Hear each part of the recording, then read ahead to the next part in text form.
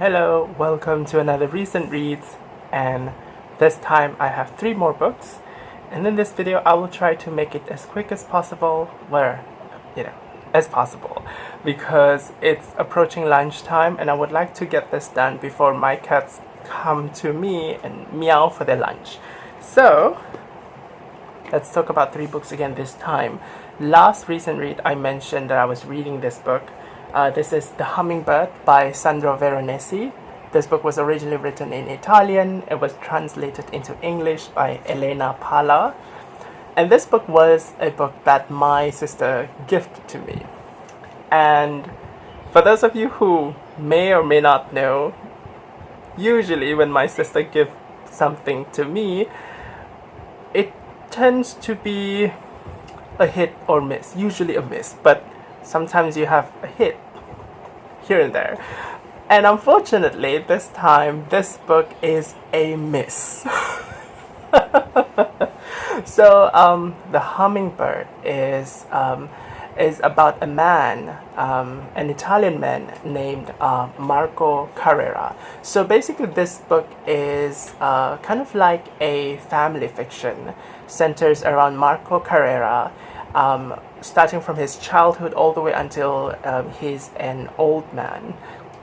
So we see Marco's life and all of the things that happen in his life, including the family drama,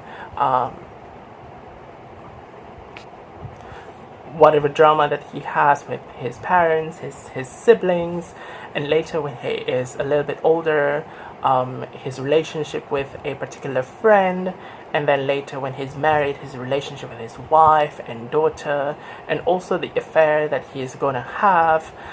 All of these things are described in this book, and they sort of contribute to who Marco is as a person. But what's more important to the story is actually how Marco, the protagonist, responds to all of these things. Basically, we can say that his life, aside from all of these drama that happen in his life, there are also other things that really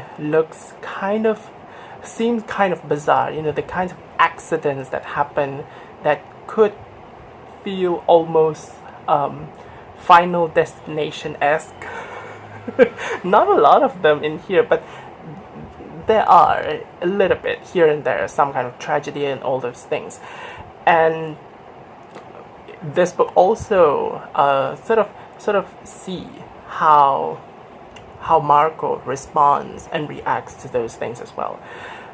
And there is this kind of interesting discussion about how a person's life is dictated by this I would say kind of tug of war between free will versus fate and external circumstances. And this book is kind of like also something I would consider a meditation of change versus non-change. And we see based on how Marco reacts to all of these things happening around him, whether he's more of a change kind of person or someone who is inclined more towards non-change. And yeah, in terms of the themes that this book explores, I think it's really interesting.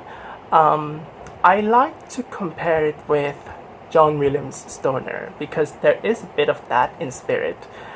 We see, we have a story about a man who is kind of like just going through his life. Something happens to him and he's like, respond to those things in his own protagonistic ways. And we're meant to root for the main character, of course. This book is also quite quiet. I find the writing style is also kind of interesting. Basically, this book takes the form of a non-linear narrative in which we see Marco's life in this sort of like kind of scattered fashion in which we don't start from his childhood, but rather we start at the beginning of his life, and then the book just kind of jumps across different points in his life, just sort of randomly. Like in one chapter you are at the point where he's a young adult, and then we go to his life when he's older, and then when he's a child, and then when he's a young adult, when he's a teenager. It jumps across these time points wildly and randomly, and I just thought that it's kind of interesting because it reminds me of how some how people just kind of think about their past, not necessarily in a very organized, linear fashion, So those things are nice. What I don't like about this book, however, is its very strong fixation on the protagonist. Now, that might sound strange because the character is a protagonist after all. I mean, of course, you're gonna expect a book to fixate on the protagonist a bit, right? But this book, I would say, in terms of the narration, the voice of the narration, we have two main ones. One is from the point of view of a third-person omniscient narrator. Certain sections are written that way, and then we also have epistemological. Do you have that word? Letter-based chapters in which we see letters being written back and forth, exchange of letters between Marco and his mistress. So basically, we also hear the voices of the mistress through the letters, and also the voice of Marco through the letters to her. So yeah, we have these two groups of narration, it appears. And talking about the narration by the third-person narrator, I just found that the third-person narrator, their presence in this book is a little bit too strong. It really seems like someone is talking to me, telling me stories about Marco. Now, that is all fine, but what rubs me not so well is that the narrator's voice is a little bit too strong. It feels like this narrator is a physical person who is literally in love with Marco Carrera, the protagonist. You would see things such as them referring to Marco Carrera as our friend, sort of trying to endear the readers to Marco. And then, and because I would say the narrator is also, someone who is in control of the story. I mean, would you say that the narrator is the extension of the author?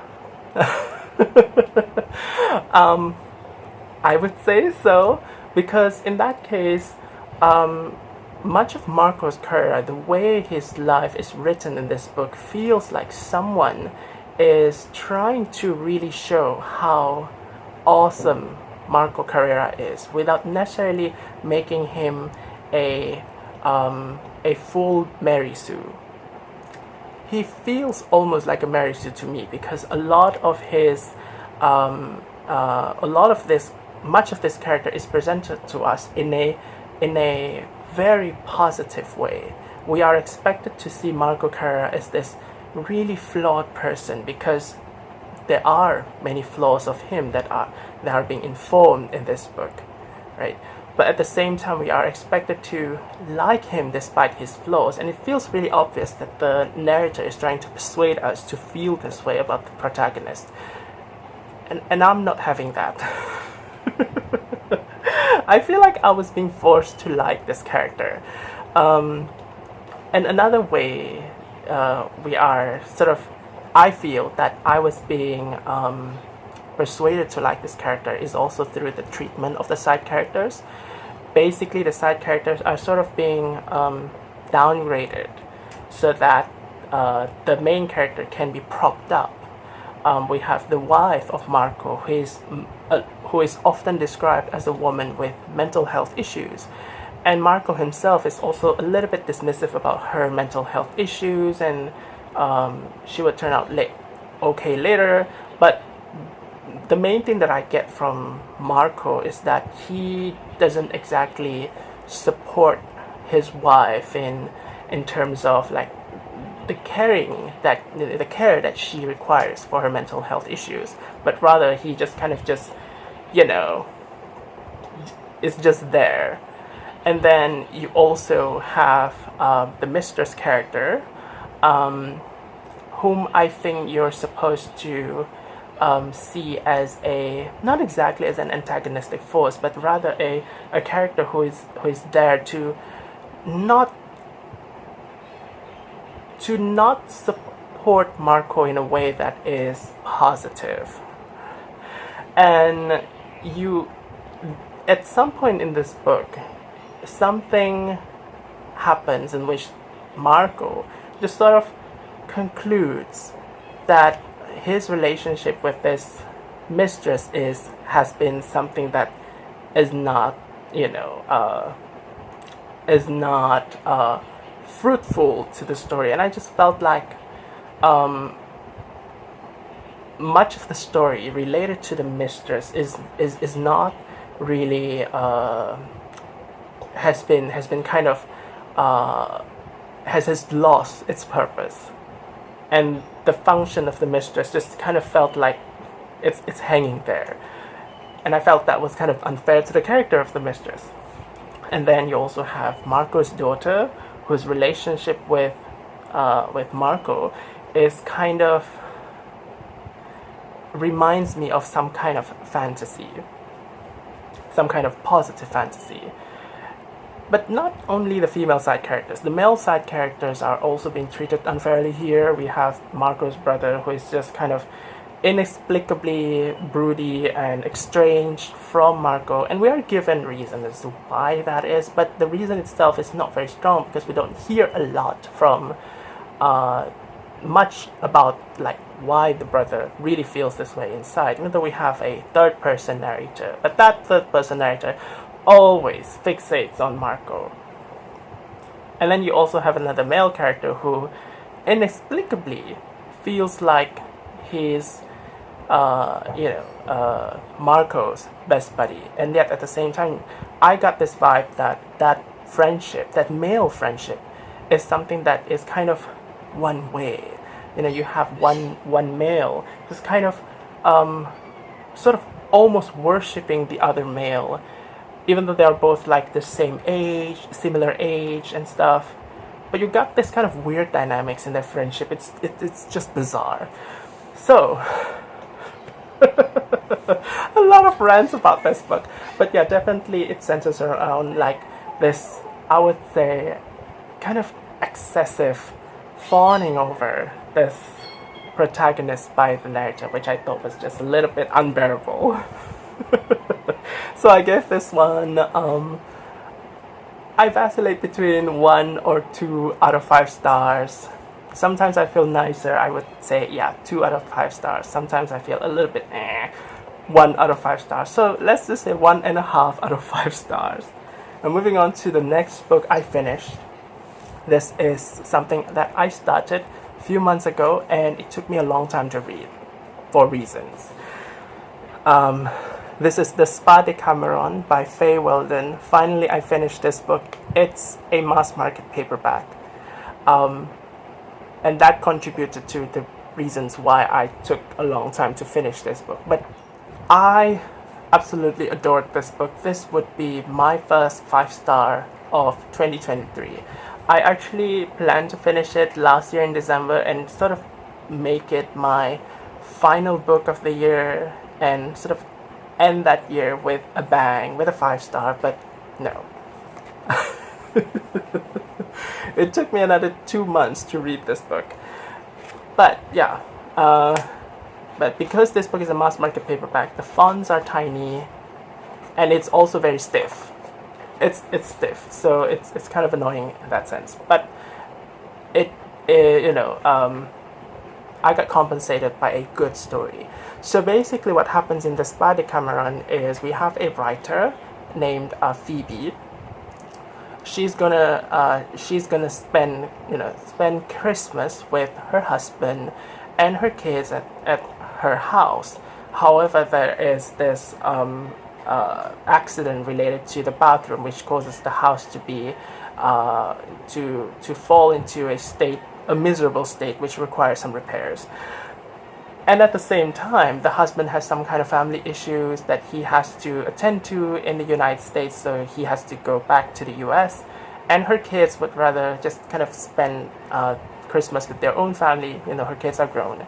So she's alone, in a sense, around Christmas. So she decides to spend Christmas at a spa. And when she arrives at the spa, she encounters and is acquainted with a few other women who also are planning to spend their Christmas at the spa. And what they end up doing is that, aside from the usual, you know, spa-related stuff, they would gather in jacuzzis every day, and then they would share stories with each other. And so we end up with a novel that has a structure of stories within a story, in the sense that you have a series of stories being narrated by different female characters, all of them who are with the main character Phoebe, as they just kind of hang out and chill with each other at the jacuzzi. And we got stories coming from all of these different women from different backgrounds, although all of these women are able to afford to stay at a spa around Christmas. So at least in terms of economic backgrounds, it's not too different, but they do have some really interesting stories about their own self, their past, their personal lives that they share while at the jacuzzi. And another interesting thing about the stories is that because different characters are telling them, we end up with stories that are very different in terms of narrative style and tone and voice and also content. We see some stories that feel kind of scandalous, gossipy, and juicy. Some stories would involve stuff related to adultery, you know, murder, and even incest, right? And then you also have stories that are just kind of told in a way that is that is difficult to decide whether it's fiction or reality, because the storyteller is a screenwriter and she keeps on mixing up what is real and what is not. You also have stories that are related to conspiracy theories, stories that are like ghost stories, and then at some point you also have stories that are not orally told but rather written down, right? So the origins of the different stories in here, they all kind of just differ from each other, and it just makes this book feels really interesting and very exciting. Now, aside from the individual stories that make up this, the bulk of this novel, you also have an overarching framing story, which is about Phoebe and her experience hanging out with these women at the spa, and what exactly is happening around the spa and at the spa at that time. So while she's there, the spa is literally crumbling to pieces, in which the staff are resigning en masse, which is, honestly just kind of ridiculous. And then the supplies to the spa are dwindling. The food is not prepared well, even though it's supposed to be like a pampering spa, right? The food, electricity, and water, and all of those things are starting to fall into disarray. And outside the spa, there is this Sumatran flu plague happening, and this looming threat of cybersecurity attack, and very immediately outside the spa, a snowstorm is coming. And so you have all of these really layered amounts of chaos happening around the spa and at the spa. And you have this bunch of women just kind of gathered with each other every day to just tell each other stories, sitting at the jacuzzi. And all of these are told in a tone that is somewhat, I would say, absurd, and humorous. I really like the humor in this book because a lot of it is just feel kind of self-deprecating, and a lot of like this neurotic vibes to it. And talking about this neurotic vibes, I think that it really relates to the concept of this entire novel. Talking about the series of stories inside this novel, you have stories about women just kind of talking about their lives, and so you get these different stories about women's experience. It is not, I would definitely not say that it's a story of what it means to be like, you know, a woman, but these stories are really personalized, and much of these stories, they concern with this kind of idea of insecurity, especially when when the storytelling character is describing her life, you know, as a woman at her station. And so a lot of it is related to this kind of sense of this lack of security, and this desire to find a better life for themselves, and how they just kind of have to navigate certain aspects of their lives when they have to deal with, you know, bad husbands or bad men just trying to mess up their lives. But at the same time, a lot of these women are not shown to be like this really virtuous women with great morals. They feel very human because much of these women are also subject to their own personal fatal flaws. Like some of them are have the tendency to be really intoxicated by the prospect of love and being in a relationship, which can be something that could potentially be stereotypical when related to women, but at the same time I also think that that is something that is very true for a lot of human beings, men or women. Like everyone can be drunk on love and to have bad judgments when it comes to relationships. So those aspects are definitely explored here. You have women who are very hell-bent on making her life successful, career-wise, for example, very career-oriented as well. A lot of the women in here have successful careers indeed, and yet they would encounter issues related to the society that they live in, particularly the more patriarchal aspect of the society, which are explored in so many different layers, right? But I just like how much of the characters in here, they just feel very, they're not expected to be likable, but rather they are just kind of, you know, a lot of them are kind of questionable. They have questionable attitudes and they did questionable things. But it's just very interesting because it makes the whole thing just feel very much like a big session of gossiping. And when you relate the idea of insecurity and this lack of safety, this constant worry and stress of living with the framing story, I think that makes it even more interesting, because in the framing story you have this crumbling spa and you have the plague outside and the cybersecurity and all of those things, right? You have all of these things, these threats happening outside that sort of makes living inside that supposedly luxurious spa, it threatens the comfort of the spa. And I just thought that that aspect of the novel really interesting. So yeah, I think a lot of the elements in here just comes together quite well. There is a bit of surrealism in here also, which, you know, I love those things, but I also love a lot of the really absurd and ridiculous stuff that happens to the characters in here as well. I just thought, you know, the humor, the writing style, the form of this book, they all just work really well.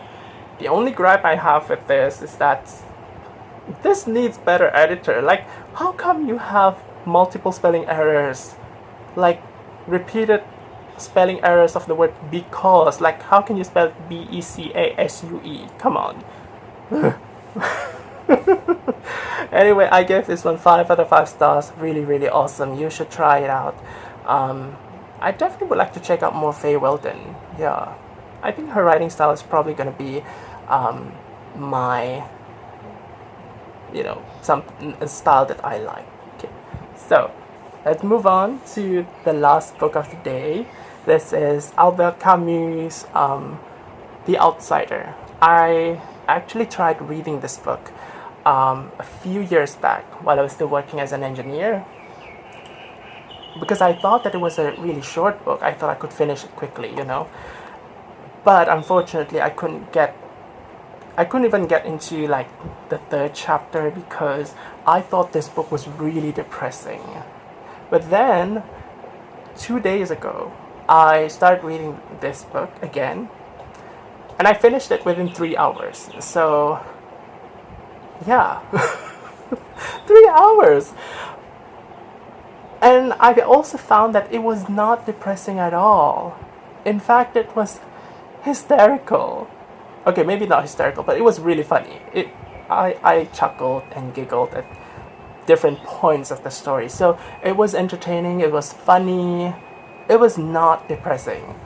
And the only conclusion I could get from that experience in the whole depressing thing is that I was likely kind of depressed myself when I started reading this book a few years ago, so maybe that's why this book felt depressing to me. But yeah, anyway. This book is about this man who lives in, I think he lives in Algeria, right? Algiers. So yeah, the author is from Algeria, I think. Yeah, it's about this man who goes to visit the funeral of his mother, whom he sent to a home for the elderly, I think. And so his mother dies, and he goes to the funeral. And after the funeral, he goes back to his life. He does not feel like a lot of strong emotions, strong grief associated with his mother's passing. He goes back to his life. He goes to work. He dates a woman. And then he encounters a guy with whom he makes friends with, and then blah blah blah. He ends up killing an Arab man, shooting him multiple times. And so after that, he's being arrested and he's being tried for this crime.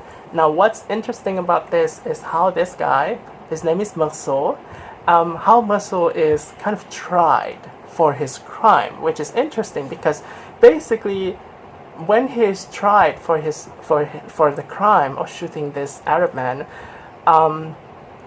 the prosecutor and also his lawyer would bring up the details from when he goes to his mother's funeral and how he responded to it, and how he actually, what he actually did right after the mother's funeral. And what we're seeing from this guy as we're reading the story is that we are not really seeing a lot of this really normal kind of emotions that we would associate with losing loved ones and all that, and also the kind of emotions that we associate with say socializing, making friends, or dating someone, right? Marceau is just someone who seems really detached. But when he is tried for the crime of shooting a man, both sides of the trial are trying to establish some kind of idea of who Marceau is as a person, in order to kind of prove that he is guilty or not. And I just think that this book is just so entertaining in such a way that it feels very very close to what we are in fact experiencing in our daily lives. How the society, for example, I would say, just really likes to assign meaning to something based on what they see without necessarily really know like what really is going on. And I just find it the way that the prosecutor and his Merceau's lawyer is trying to establish him as someone who is such and such to be, and how Merceau responds to that.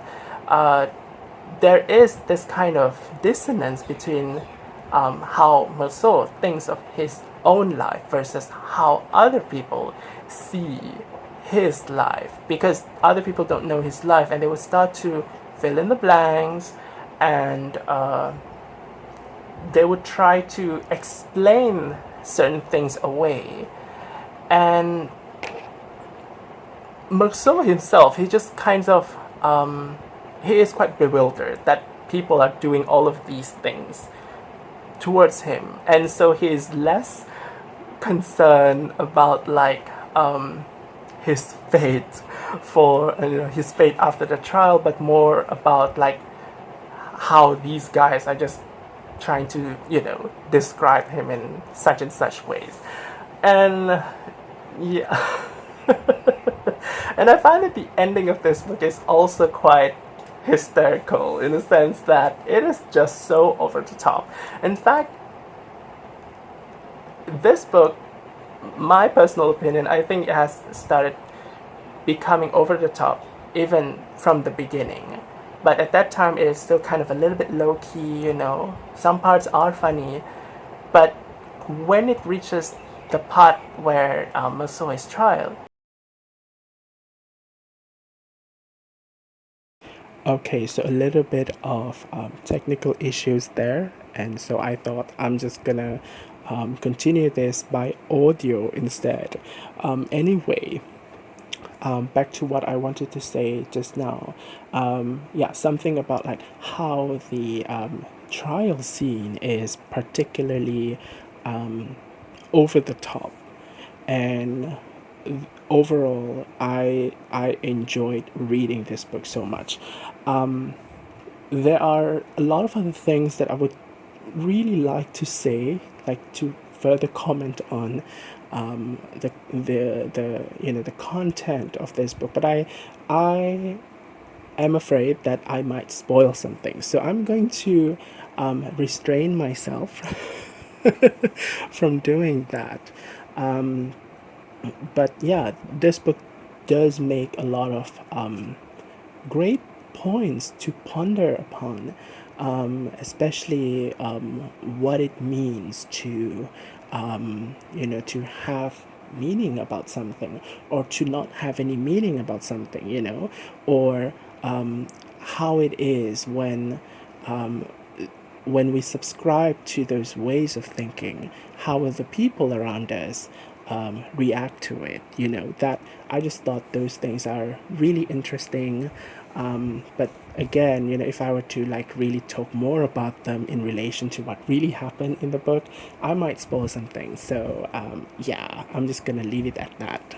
Another thing I just kind of want to add is that this book is probably not the kind of book that you would want to expect a fully fleshed, developed character a la human being, at least when it comes to Merceau, because this is like one of those books where the main character just sort of serves as a vessel to illustrate an idea or a concept. And I thought that the idea is illustrated quite well in terms of the plot of the story. Basically, the story is quite punchy, and I feel like the character serves its purpose quite well here. So kind of like further characterization is probably not going to be like really needed, because it's not really about Merceau. It's about the idea that this character serves to convey to the reader. So yeah, anyway, those are all of the books that I want to talk about in this video. I gave The Outsider by Albert Camus 4 out of 5 stars. And I think I forgot to mention who the translator of the version I'm reading here. This one was translated by Joseph Laredo from the French to the English. So yeah, there you have it, all of the 3 books I have read. I'm actually planning to read as many books as possible, simply because my semester break is coming to an end, and after that I won't be able to read as many books as I want. So this is not exactly something that I'm feeling like I'm forcing myself to do. I'm just really enjoying this whole thing, even though it sounds like, oh, I'm giving myself a lot of work. But yeah, really, it's not like you're gonna have a lot of time, to do some pleasurable stuff for yourself. And I would just love to really devour as much as possible now that I am home in Kuching. Yeah, you probably have seen that from the video, the clip of this video. My background was back to the background where I used to film like a few videos ago, like last year. So yeah, and now I'm back with all of the unread books that I want to read, but unfortunately I won't be able to read all of them with only like 6 days left for my break. So yeah, semester 2 is going to come later, and yeah, wish me luck. Anyway, I hope you guys are doing great. I'll see you again in another video. Yeah, feel free to comment anything. How's your day? What you think about the books? Anything that you want to say? And yeah, I guess that's all. I'll see you again next time. Bye bye.